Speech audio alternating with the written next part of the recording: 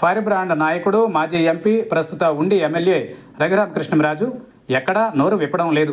ఎవరి గురించి మాట్లాడడం కూడా లేదు.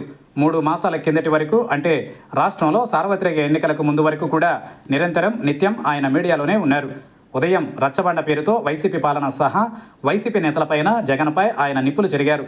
ఇక సాయంత్రాలు టీవీ ఛానళ్లలో దర్శనం ఇచ్చారు. గంటల తరబడి ఆయన మీడియాలోనే ఉన్న రోజులు కూడా ఉన్నాయి.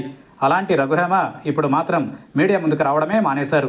గత 2 మాసాలుగా అయితే ఆయన పట్టుమని 4 సార్లు మీడియాతో మాట్లాడి ఉంటారు. అలాగని ఆయన విదేశాల్లో ఏమీ లేరు. తన సొంత నియోజకవర్గం ఉండిలోనూ, అడపదడప హైదరాబాద్లోనూ ఉంటున్నారు. స్థానికంగా తాను చేయాల్సిన పనులు తాను చేసుకుంటూ పోతున్నారు. ఇంతకు మించి గతంలో మాదిరిగా సమకాలీన అంశాలపైన, వైసీపీ రాజకీయాలపైన ఆయన నోరు ఎత్తడం లేదు.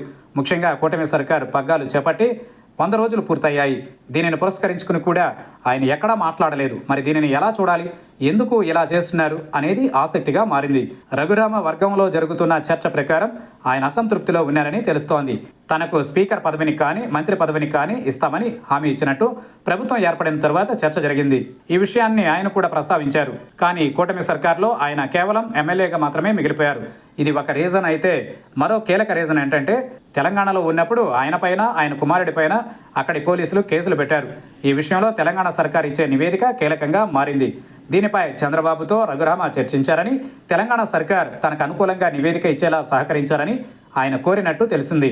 అయితే ఈ విషయంలో చంద్రబాబు పెద్దగా స్పందించలేదని సమాచారం. ఈ కారణంతోనే ప్రధానంగా రఘురామ మౌనం వహిస్తున్నారనేది ఆయన అనుచరులు చెబుతున్న మాట. ఏది ఏమైనా రఘురామ ఇప్పుడు సెంటర్ ఆఫ్ టాక్గా మారారు.